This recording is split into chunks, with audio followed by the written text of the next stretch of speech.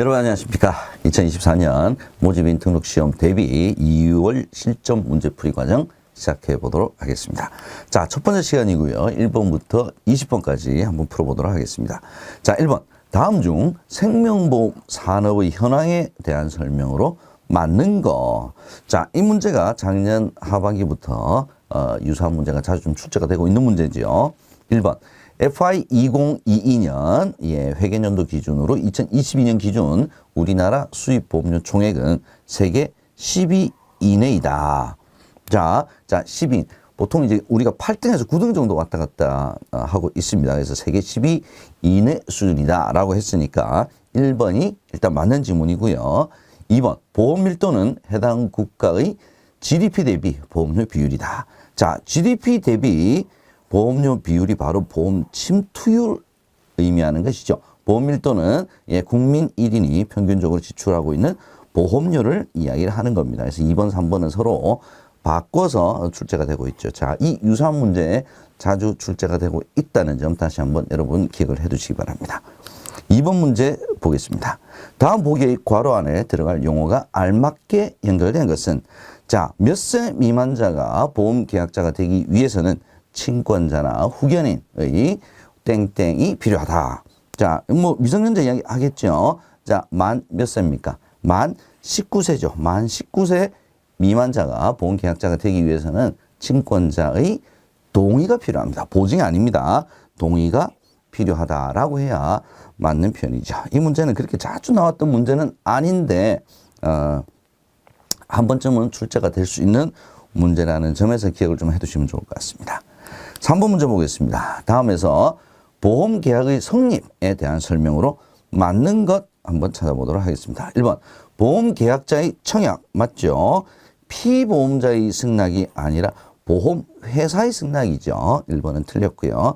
2번 보험회사의 진단계약의 승낙 또는 거절 통지는 청약일로부터 30일 이내이다. 자, 30일 이내에 승낙 여부를 통지하는 건 맞는데 청약일로부터가 아니죠. 진단계약의 경우에는 진단일로부터 30일 이내라고 해야 맞는 표현이 되겠습니다. 정답은 일단 3번이 되겠네요.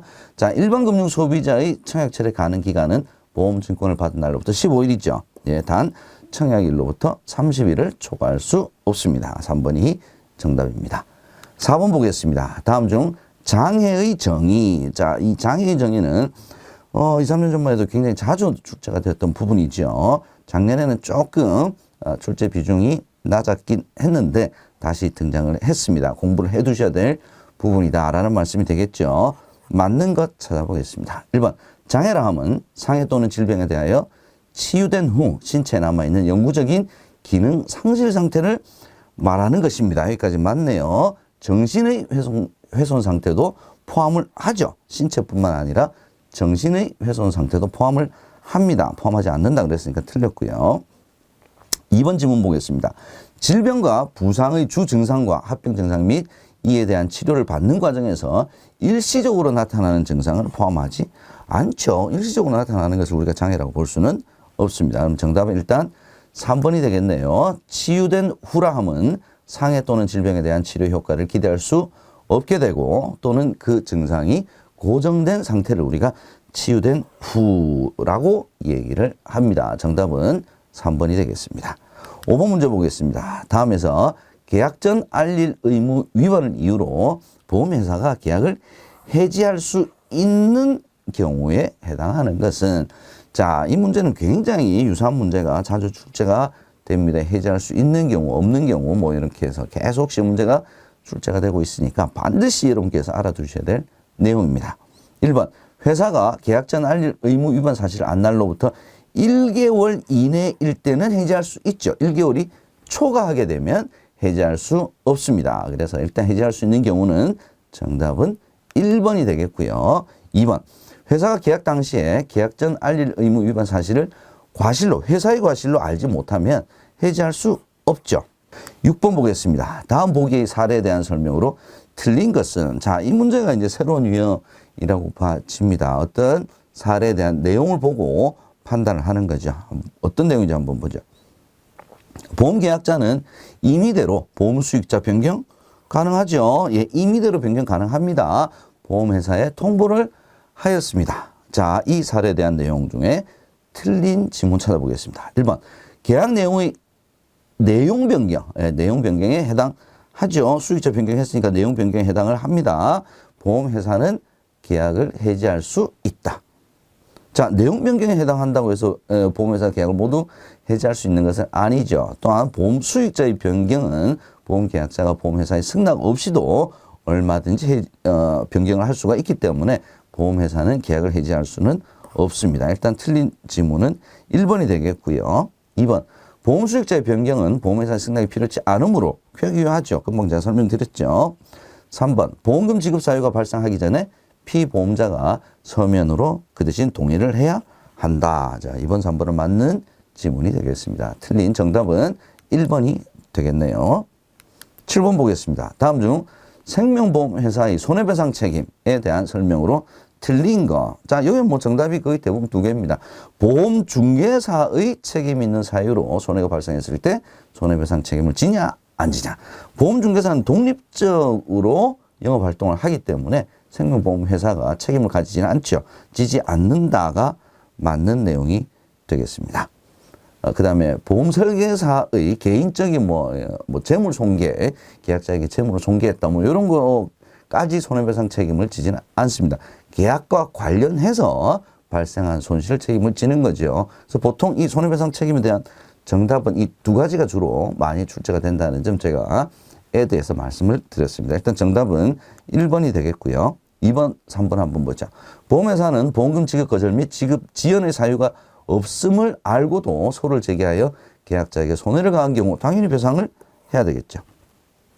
3번, 보험금 지급 여부 및 지급 금액에 관하여 현저하게 공정을 잃은 합의로 수익자에게 손해를 가한 경우 당연히 배상 책임 있죠. 자, 2번, 3번을 한번 읽어보시면 상식적으로 내용을 알 수 있는 지문이 되겠습니다.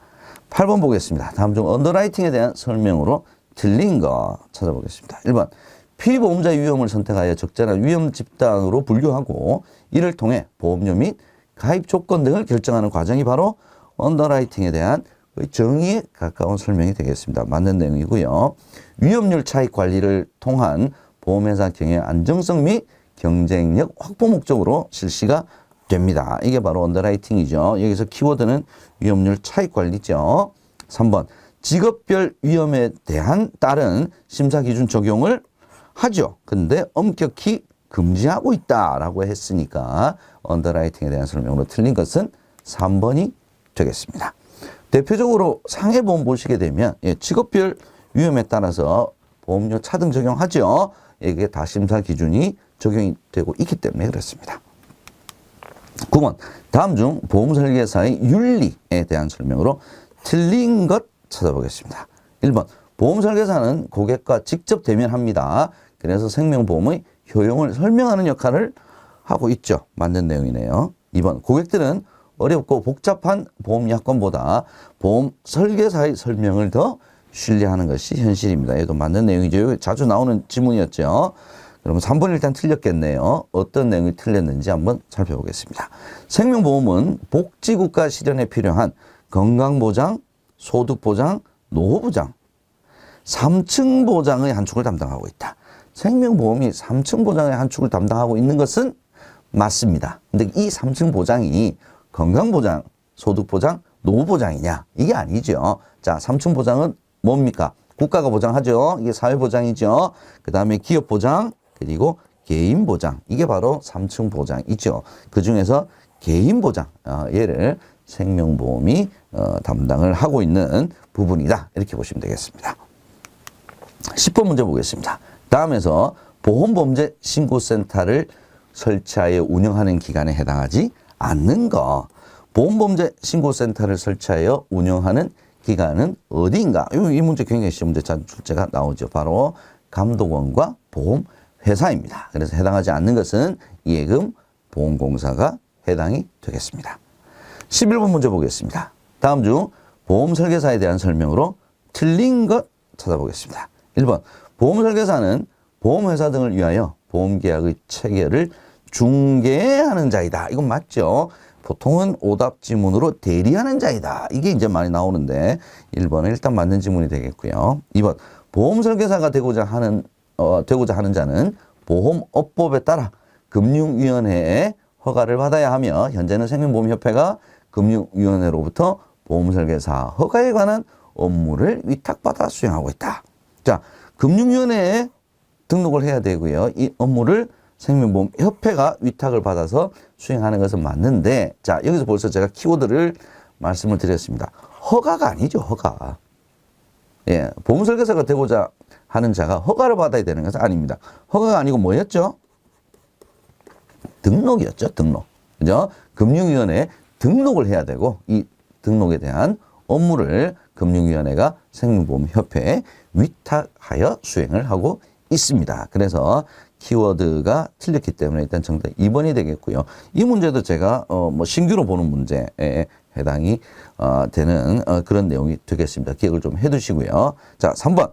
보험업법에서는 등록 후에도 부당한 모집 행위 등을 하는 경우 일정 기간 업무를 정지 내지는 등록을 취소할 수 있습니다. 얘도 많이 나오는 질문에 해당이 되겠죠. 그래서 틀린 정답은 2번이 되겠습니다.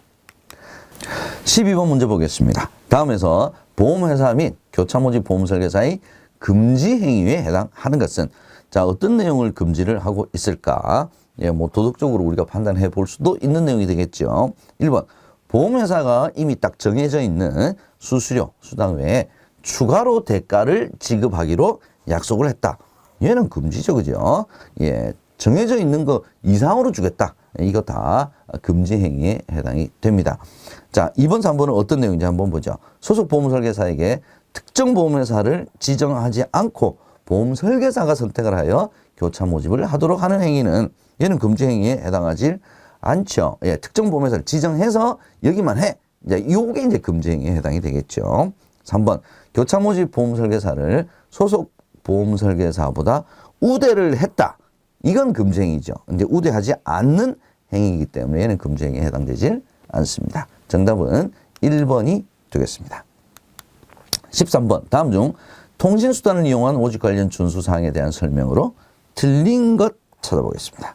1번, 개인정보가 유출되어 고객에게 피해를 주지 않도록 통신판매 종사자에 대한 교육 및 보안에 만전을 깨야 된다. 이건 맞는 얘기죠. 그냥 내용은 모르셔도 읽으면 봐도 얘는 맞는 내용이다를 알 수 있는 정도의 지문입니다. 2번, 보험계약자에게 음성 녹음에 의해 청약이 완료된다는 사실과 보험료 결제 시기, 방법 등에 대해 충분히 안내를 해야 한다. 이건 뭐 대면으로 하는 게 아니기 때문에 더 설명을 더 잘해야 되겠죠. 얘도 맞는 내용이 되겠습니다. 3번, 보험회사가 미리 작성한 표준 상품 설명 대본을 가지고 통신 판매하는 거죠. 이 표준 상품 설명 대본을 시장 상황의 변화에 맞추어 설계사가 마음대로 적절히 수정해서 사용을 하게 되면 얘는 표준 상품 설명 대본이 아니겠죠. 그죠? 그래서 마음대로 수정해서는 안 됩니다. 얘가 틀린 내용이 되겠습니다. 14번 보겠습니다. 다음 우수 인증 설계사 제도 인증 기준에 대한 설명으로 괄호 안에 알맞은 것은 유지를 얘기하는 거네, 유지율. 자, 13회차 90%, 25회차 80% 이상이어야 됩니다. 얘는 뭐 워낙 시험 문제 많이 나오는 내용이니까 여러분들 잘 알고 계시리라고 생각이 됩니다. 15번 문제 보겠습니다. 예, 금융분쟁조정위원회에 대한 내용이죠. 예, 금융분쟁조정위원회에 회부하지 않는 경우, 어떤 경우에 회부하지 않느냐? 1번, 금융회사와 금융소비자 사이에 금융 관련 분쟁이 발생을 했으니까 회부를 하겠지요. 그래야 해야 되죠. 2번, 분쟁조정 신청 내용이 이미 법원에 제소가 되었으면 굳이 분쟁조정위원회에 회부를 할 이유가 없죠. 법원에 가서 다투면 되는 거지요. 또 법원이 분쟁조정위원회보다 더 어떻게 보면 상위 개념의 기관이기 때문에 거기서 결정 나면 굳이 분쟁조정위원회를 열 일이 없습니다. 필요가 없죠. 그래서 정답은 2번이 되겠고요. 3번, 분쟁조정 신청을 받은 날로부터 일단 합의를 권유하죠. 근데 30일 이내에 합의가 이루어지지 않았을 때 조정위원회에 회부를 하게 됩니다. 얘도 회부를 하는 경우죠. 회부하지 않는 경우는 2번이 되겠습니다. 16번, 다음 중 보험정보 공시에 대한 설명으로 옳은 것 찾아보겠습니다. 1번, 분기별 경영공시 자료는 결산 시 작성하는 공시 항목보다 좀 적죠. 예, 요약해서 하는 것이기 때문에 동일하다. 이건 틀린 내용이 되겠습니다. 2번, 결산 공시는 매 사업연도 말 결산일로부터 3개월 이내 공시해야 된다. 얘가 맞는 내용이네요. 3번, 분기별 임시결산 공시는 분기결산일로부터 3개월이 아니라 2개월이죠. 자, 최근에 결산일로부터 언제 이내로, 얼마의 기간 이내에 공시를 해야 되냐. 얘가 시험 문제에 자주 출제가 되고 있습니다. 자, 이 부분 16번 이 문제뿐만 아니라 요 기간에 대한 내용을 여러분께서 폭넓게 공부를 해두시면 좋겠습니다.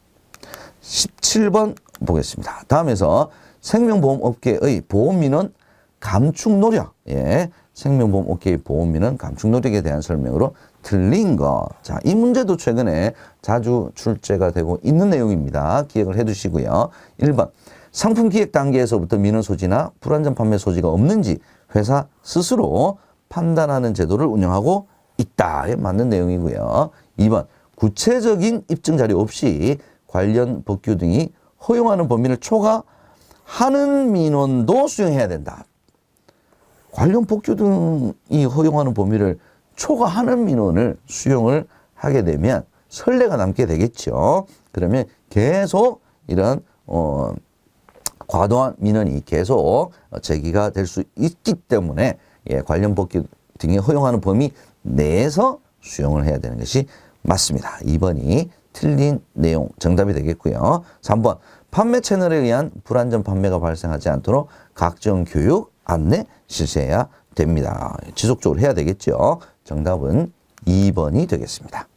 18번 문제 보겠습니다. 다음 중 상속 및 증여와 관련된 보험세제에 해당하지 않는 것 찾아보겠습니다. 1번, 장애인 등을 보험 수익자로 하는 보험금에 대한 증여세, 이게 증여에 대한 보험세제에 해당이 되겠죠. 2번, 상속받은 보험금은 상속재산에 포함이 되겠죠. 그래서 금융재산 상속공제를 받을 수가 있습니다. 얘도 상속 및 증여와 관련된 보험세제에 해당이 됩니다. 자, 보장성 보험료 세액공제는 보험료 납입 시 세액공제 혜택을 받을 수 있는 보험세제에 해당이 되기 때문에 상속과 증여와는 관련이 없습니다. 정답은 3번이 되겠습니다. 19번, 다음 중 금융소득 종합과세의 기준금액, 이건 되게 쉽죠. 2천만 원이 되겠습니다. 자, 첫 번째 시간 이제 마지막 문제네요. 한번 보겠습니다.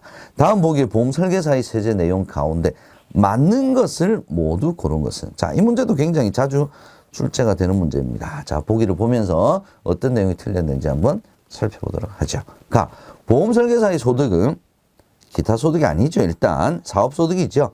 다음 연도 5월 중에 종합소득세 신고를 해야 됩니다.